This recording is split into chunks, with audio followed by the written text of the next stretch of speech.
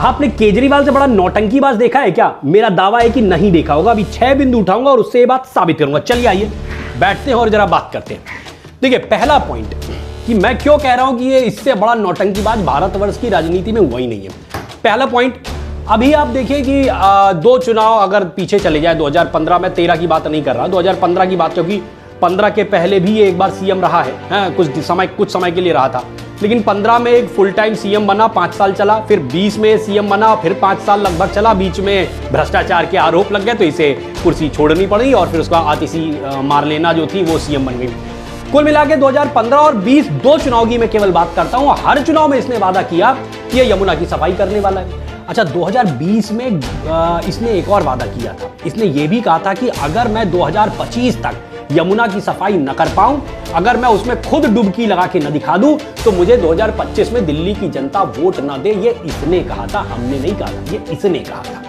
अब चूंकि ये साफ सफाई तो करा नहीं पाया, यमुना वैसी ही गंदी पड़ी। अभी छठ पूजा वगैरह जब भी होती है तो पूरी चीज जो है कलई इसकी खुल के सामने आ जाती है कि जनता मजबूर है उस नाले जैसी नदी में अपनी पूजा करने के लिए। तो अब करे क्या? तो इसने नौटंकी शुरू कर दी। मैं बता रहा हूं कि मतलब अपनी ही गलतियों को ढकने के लिए ये नए प्रकार की नौटंकी का आवरण ओढ़ लेता है। तो अब इसने क्या आवरण ओढ़ा? इसने तुरंत एक आवरण ओढ़ लिया कि हरियाणा की सरकार जो है वो यमुना के पानी में जहर मिला के दिल्ली वालों का नरसंहार कर देना चाहती है। सोचिए, अभी इसने जो आरोप लगाया। मैं आज अजय माकन जी का एक इंटरव्यू सुन रहा था, उन्होंने एक बड़ी सही बात कही, और वो किसी भी पार्टी से हो, लेकिन उनकी बात मुझे बहुत सही लगी कि मैं भले उनकी पार्टी से सहमत ना हूं, लेकिन उनकी बात एकदम सही थी। उन्होंने कहा कि दोनों पक्ष देखे जाएं। पहली बात तो इसके इस आरोप की जांच होनी चाहिए। यदि वास्तव में हरियाणा की सरकार ने जहर मिलाया है तो ये बहुत मतलब समझ लीजिए कि ये तो एक्सट्रीम लेवल का अपराध है। ऐसे में जहर मिलाने वाले को फांसी दी जानी चाहिए। और यदि ऐसा नहीं है, जहर नहीं मिलाया गया, तो इसका मतलब ये नौटंकीबाज झूठ बोल रहा था। और यदि ये नौटंकीबाज झूठ बोल रहा था तो ये राष्ट्रद्रोह की श्रेणी में आना चाहिए। आप सीधे सीधे ऐसा आरोप लगा रहे हैं कि एक राज्य की सरकार दूसरे राज्य की जनता को मारने के लिए मतलब नदी के पानी में जहर मिला दिया। आप ऐसा झूठा आरोप लगा सकते हैं। और यदि आप ऐसा झूठा आरोप लगा रहे हैं तो आपके ऊपर राष्ट्रद्रोह का मामला चलना चाहिए। यानी दोनों स्थितियों में यदि जहर मिलाया गया तो फिर हरियाणा के सीएम को आप फांसी पर लटका दीजिए, और यदि जहर नहीं मिलाया गया तो राष्ट्रद्रोह का मुकदमा इस पूर्व मुख्यमंत्री के ऊपर चलना चाहिए। दोनों केसेस में कुछ ना कुछ कार्रवाई जरूर होनी चाहिए, क्योंकि ये बहुत ही गंभीर आरोप उसने लगाया था। तो पहला विषय मैंने बताया, यमुना पे खुद सफाई करनी थी, खुद सफाई कर नहीं पाया, तो अब झूठा आरोप जो है हरियाणा की सरकार के ऊपर मड़ रहा है कि वो जहर मिला रहे थे। नौटंकी देखिए इसकी। दूसरा बिंदु मैं लेता हूं, दिल्ली की एक बड़ी समस्या है वहां का वायु प्रदूषण। अब वहां की वायु प्रदूषण को लेके 2015 में या 2013 के चुनाव की बात अगर की जाए तो उस समय ये बोलता था कि यहाँ की जो ये समस्या है वायु प्रदूषण की, इसकी सबसे बड़ी समस्या है कि पंजाब में पराली जलाई जाती है। 2020 तक ये यही बोलता रहा कि 2020 के चुनाव में भी यही बोलता रहा कि दिल्ली की प्रदूषण की सबसे बड़ी वजह है कि पंजाब में जो पराली जलाई जाती है, वो पराली यानी कि जो अनाज कटने के बाद जो उसका बचा हुआ पार्ट होता है उसको जला दिया जाता है, और उसकी वजह से यहाँ पे ये धुआं आता है और दिल्ली में वायु प्रदूषण फैलता है। और उसने कहा कि अगर पंजाब में हमारी सरकार होती तो हम इसको एकदम मिनटों में सुलझा देते। हमारे पास तो पता नहीं कौन सा फॉर्मूला है और उस फॉर्मूले से हम इसको एकदम तुरंत ठीक कर देंगे। 2022 में भाई साहब इनकी पंजाब में भी सरकार बन गई। अब इसकी नौटंकी देखिए। अब जो दिल्ली के वायु प्रदूषण का पूरा ठीकरा अब ये किस पे फोड़ता है? वो यूपी पे फोड़ रहा है, वो हरियाणा पे फोड़ रहा है। अब ये पंजाब का नाम भी नहीं लेता है। अब ये पंजाब का नाम नहीं लेता है कि पंजाब में पराली जलाई जा रही है या पंजाब में कुछ गलत हो रहा है, इसकी वजह से यहां पे वायु प्रदूषण अभी भी वहां पे बना हुआ है। मतलब जैसे यमुना गंदी थी, गंदी बनी हुई है, वहां वायु प्रदूषण था, वैसा ही बना हुआ है। अब उसका ठीकरा ये किसी और के ऊपर फोड़ना चाहता है। तो पहले पंजाब पे फोड़ता था, लेकिन अब चूंकि सरकार वहां पे बन गई तो नौटंकीबाज करे तो करे क्या? तो अब कह रहा है यूपी में पराली जल रही है तो भैया हरियाणा में पराली जल रही है, इसकी वजह से वहां पे वायु प्रदूषण है। तो ये नौटंकीबाजी की इसकी लिमिट देखिए। तीसरे बिंदु पे आते हैं, एकदम पॉइंट वाइज पॉइंट चल रहा हूं मैं। तीसरा बिंदु देखिए आप। अभी आपने जब इसने ये सब आरोप लगाए कि हरियाणा के पानी में जहर मिलाया गया ये वो, तो चुनाव आयोग ने इससे भाई जवाब मांग लिया, स्पष्टीकरण मांग लिया कि भाई तुम ऐसा आरोप लगा रहे हो, इतना गंभीर आरोप लगा रहे हो, तुम्हारे पास कोई सबूत अबूत है? 5 सीधे सीधे सवाल पूछे उन्होंने चुनाव आयोग ने। मैंने इस वीडियो के ठीक पहले एक वीडियो बनाया था, आप उसको सुनिए, उसमें 5 बिंदु मैंने रखे कि चुनाव आयोग ने क्या क्या सवाल इससे पूछे थे, और वो एकदम समझिए आम जनता के सवाल थे। अब वो सवालों के जवाब तो इसके ऊपर है नहीं, है ना, ये सवाल के जवाब तो देना नहीं जानता है, इसने हमेशा लोगों के ऊपर आरोप लगाया है। जिनके लिए ये कहता था कभी कि हमारे पास तो इनके खिलाफ सारे आरोप हमारे पास हैं, शीला दीक्षित के लिए कहा करता था कि हमारे पास बक्सा भर के सबूत उसके खिलाफ है, वो सारी चीजें भूल गया। अभी लोकसभा चुनाव में सब मिलकर साथ में चुनाव लड़ रहे थे। कहने का मतलब ये है कि जब इससे जवाब मांगा जाता है तो जवाब ये दे नहीं पाता है, तो ऐसे में करे तो करे क्या, वो सीधा सीधा आरोप लगाना चालू कर देता है, अंट संट आरोप। जैसे इसने चुनाव आयुक्त के ऊपर ही आरोप लगा दिया कि चुनाव आयुक्त हमारे साथ राजनीति कर रहे हैं, वो अपनी नहीं बल्कि भाजपा की भाषा बोल रहे हैं, और हमसे जो सवाल पूछे जा रहे हैं ये उनके नहीं है, ये भाजपा वालों ने हमसे पूछवाए हैं। अगर आप वो 5 सवाल सुनेंगे तो आपको लगेगा ये तो आम जनता इससे पूछेगी कि अगर तुम कह रहे हो कि दिल्ली में नरसंहार होने वाला था तो इन 5 सवालों के जवाब तो तुम्हें देने पड़ेंगे, सबूत तो तुम्हें प्रस्तुत करने पड़ेंगे कि तुम्हें कहां से पता चला कि यह जहर मिला था और किस प्रकार का जहर मिला था। और नौटंकी देखिए, अब जब सवाल जवाब की बारी आई तो कह रहा है वो अमोनिया का स्तर थोड़ा सा बढ़ गया था, मैं इसलिए बोल रहा था। तो मतलब कितना बड़ा नौटंकीबाज है। चौथा विषय आ जाइए, 3 विषय हो गए, चौथा विषय आ जाइए। अभी कल बजट आया, और बजट तो भैया आम जनता एकदम खुश है ना, खास तौर पे अगर देखा जाए तो किसान बहुत खुश, अगर आप देखें तो मिडिल क्लास हम लोग जैसे लोग बहुत खुश, क्योंकि भाई 12 लाख तक की लिमिट जो है इनकम टैक्स की उसमें रिबेट दे दी गई है कि 12 लाख तक अगर आपकी वार्षिक इनकम है तो आपको कोई भी इनकम टैक्स नहीं देना पड़ेगा। तो मिडिल क्लास का आदमी एकदम खुश, किसानों के लिए बहुत सारी योजनाएं दी गई तो किसान भी बहुत खुश। तो अब इसको दिखाई दे रहा है कि भैया जो रही सही कसर थी, भाई एक तो इसने कोई काम नहीं किया पिछले 10 सालों में, 11 सालों में, जब तक ये सीएम रहा है कोई काम नहीं किया। जितने वादे किए कोई वादा इसने पूरा नहीं किया, बल्कि इसी ने कहा था कि मैं ये वादे अगर ना पूरा करूं तो मुझे 25 में चुनाव में जनता वोट न दे। हैं तो अब नौबत ये आ गई है, जनता ने तय कर लिया है कि अब इसको वोट नहीं देना है। रही सही कसर थी जो कि ये बजट ने पूरा कर दिया, क्योंकि आम जनता पूरी तरीके से मोदी जी और उनकी सरकार से खुश है। मोदी जी ने वहां पे न जाने कितने लोगों को, गरीबों को, इसने कहा था जहां झुग्गी वहीं मकान बना के देंगे, दिया क्या? नहीं दिया। मोदी जी ने वहां पे बहुत सारी ऐसे जो झुग्गी वाले थे उनको फ्लैट बना बना के सीधे सुपुर्द कर दिया है। मोदी जी कहते नहीं है, वो कर देते हैं। जो उन्होंने नहीं भी कहा वो भी कर दिया।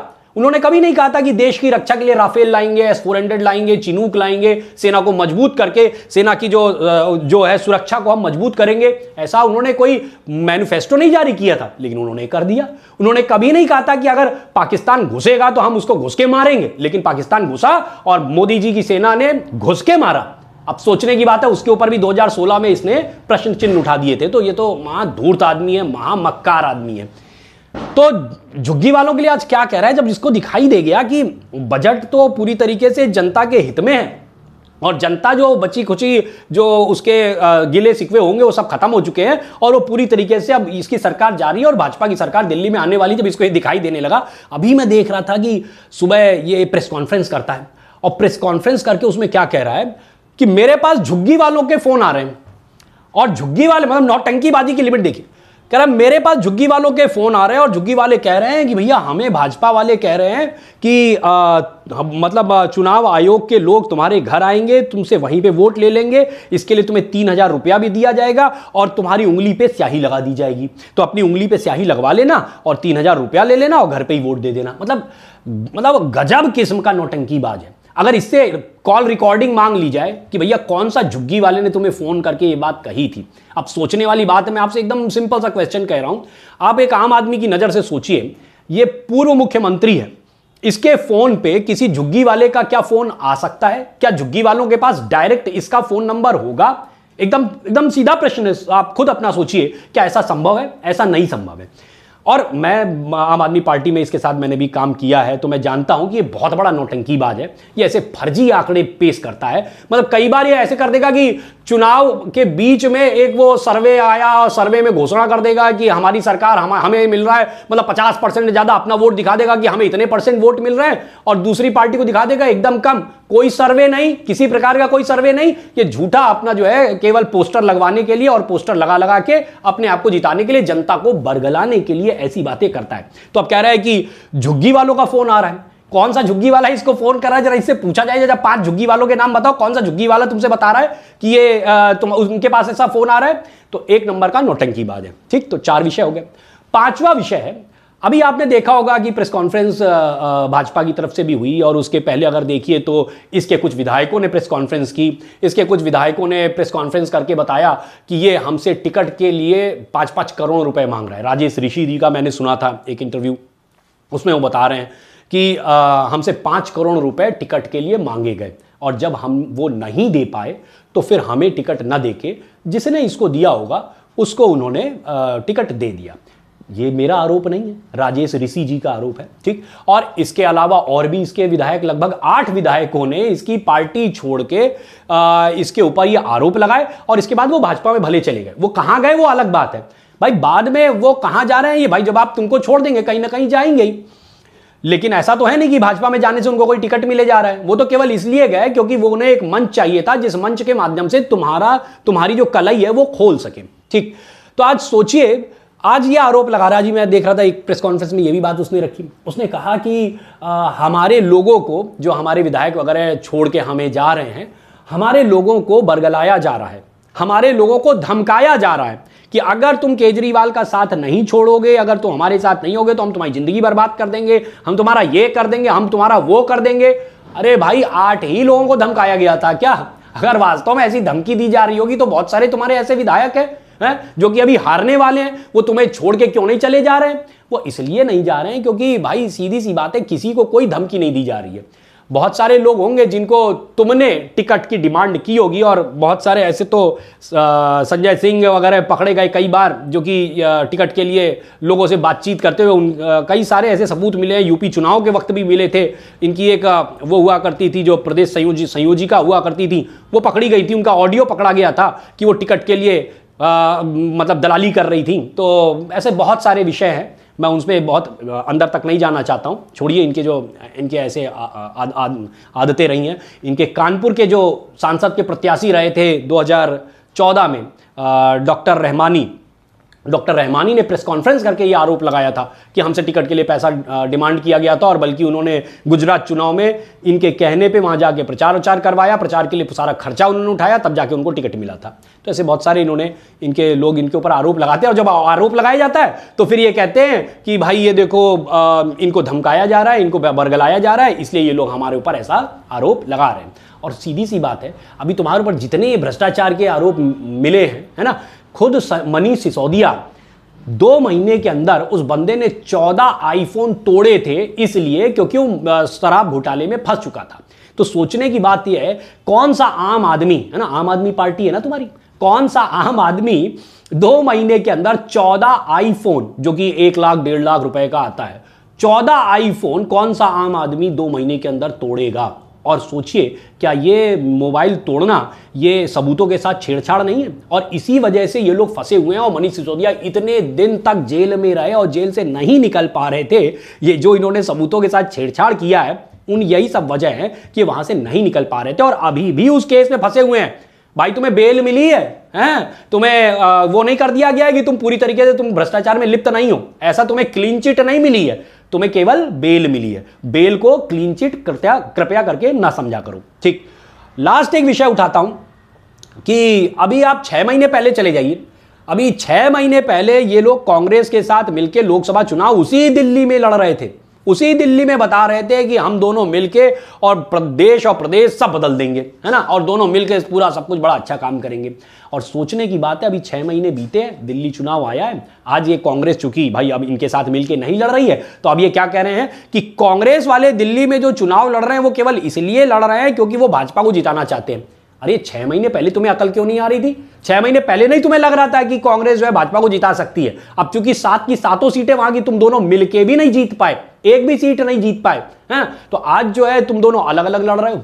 और जब तुम दोनों अलग अलग लड़ रहे हो और ये दिख रहा है कि भाजपा पूरी तरीके से एक लहर बना चुकी है, जनता पूरी तरीके से उनके पक्ष में खड़ी हो चुकी है, तो अब तुम कांग्रेस के ऊपर आरोप लगा रहे हो कि कांग्रेस वाले इसलिए लड़ रहे हैं क्योंकि वो भाजपा को जिताना चाहते हैं। हद है भैया, दो राष्ट्रीय स्तर की पार्टियां एक दूसरे को जिताने के लिए लड़ेंगी हैं? ये तो माना जा सकता है कि अब देखिए, इसका अगर आप निष्कर्ष निकालें तो एक्चुअली निष्कर्ष ये निकल के आएगा कि 2000 अगर 15 और 17 और इसके बाद 20 और 22 4 सालों की मैं बात करूं तो उस समय एक गठबंधन दिखाई देता है कि कहीं ना कहीं से एक अंडरस्टैंडिंग थी कांग्रेस और आम आदमी पार्टी के बीच में।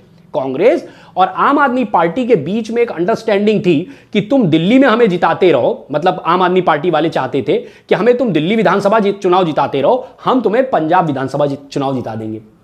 2015 में दिल्ली विधानसभा चुनाव चूंकि आम आदमी पार्टी पूरी तरीके से जीती और जो कांग्रेस वाले थे दिल्ली में उन्होंने प्रचार ही नहीं किया, उनका वोट परसेंटेज एकदम से डाउन हुआ और उसका फायदा जो है आम आदमी पार्टी को मिला और 2015 में बुरी तरीके से जो है भाजपा वहां पे हारी। वहां पे ये लोग कितनी 67 सीटें 2015 में जीत गए थे। उसके बाद क्या हुआ, इसका भाई कुछ तो फल उनको भी मिलना चाहिए था कांग्रेस वाले को।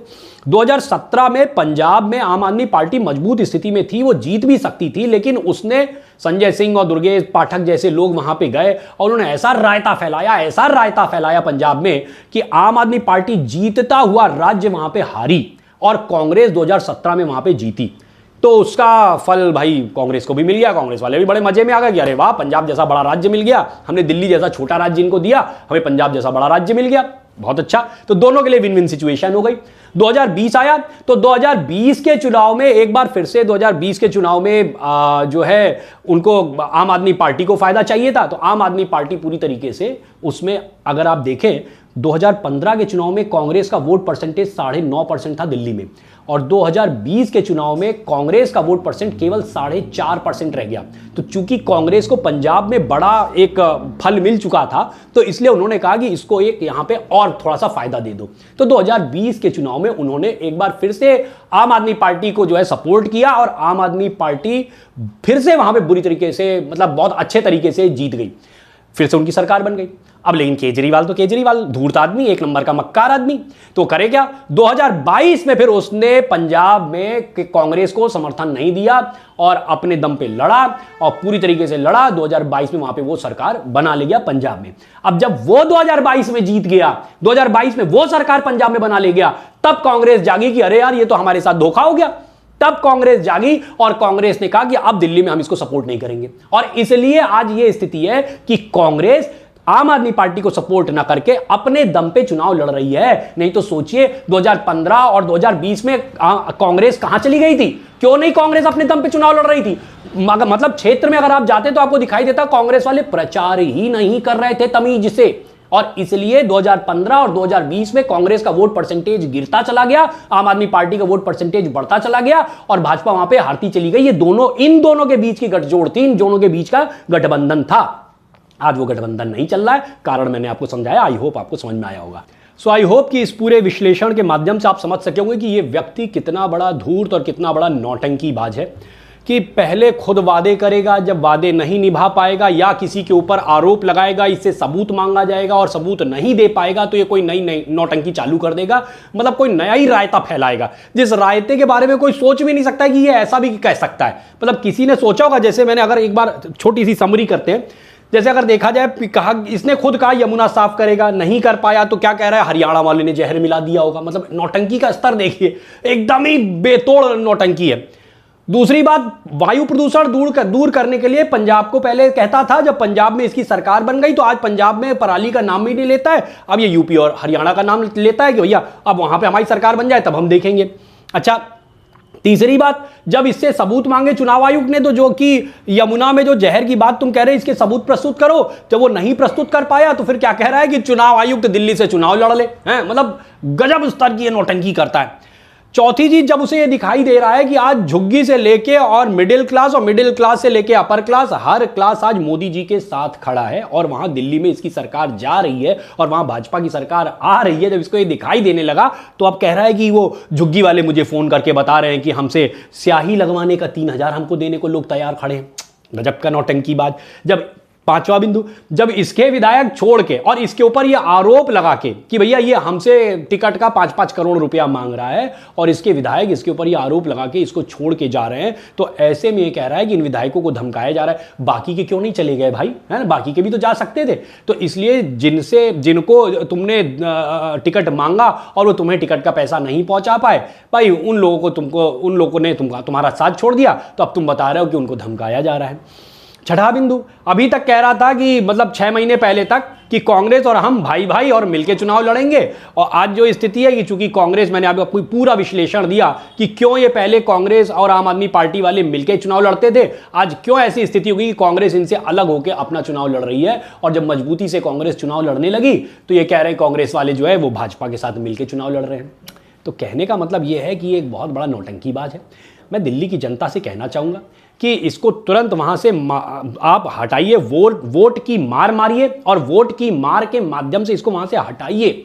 आज देखिए, हम यूपी में डबल इंजन की सरकार चल रही है। दिल्ली यहाँ यूपी में जहाँ पहले कितना, मतलब अगर आप यूपी से जरा भी संबंध रखते हो, कितना यहाँ पे रायता फैला हुआ था, कितना यहाँ पे जो है गुंडागर्दी हुआ करती थी, सारी गुंडागर्दी समाप्त हो चुकी है। योगी जी का सख्त प्रशासन है और यहाँ पे कोई भी आज गुंडागर्दी नहीं कर सकता है। बड़े बड़े जितने माफिया थे, माफिया निपट चुके हैं, या तो वो यूपी छोड़ के भाग गए या दुनिया छोड़ के भाग गए। कहने का मतलब यह है, और या फिर जेल में बैठे, तीन ही चीजें हैं, या तो जेल में, या प्रभु से मेल में, और या फिर उत्तर प्रदेश से बाहर। तो इसलिए आपको ये समझना है कि जिस तरीके से, और केवल ये यूपी की बात नहीं है, जिन जिन राज्यों में आज डबल इंजन की सरकार चल रही है सभी जगह बहुत अच्छा, और बात केवल यूपी की नहीं है, जहां भी कहीं डबल इंजन की आज सरकार चल रही है कि मतलब प्रदेश सरकार भी भाजपा की है और केंद्र में तो भाजपा की सरकार है ही, तो जहां भी कहीं ऐसी व्यवस्था है वहां पे जनता आज बहुत खुश है, वहां पे चीजें बहुत सुचारू रूप से चल रही है। शासन व्यवस्था और बाकी जितनी भी केंद्र की नीतियां, प्रदेश की नीतियां बड़े अच्छे से सामंजस्य के साथ चल रही हैं, और जनता के लिए यही सबसे बेस्ट सोल्यूशन हो सकता है। और इसीलिए मैं चाहूंगा कि दिल्ली की जनता इस बात को स्वीकारे और दिल्ली की जनता भी पूरी तरीके से मोदी जी के नेतृत्व में प्रदेश में भी खड़ी हो और वहां पे भाजपा की सरकार बनवाए। जय हिंद, जय भारत, ओम नमो भगवते वासुदेवाय, जय माता दी, जय हो भोलेनाथ।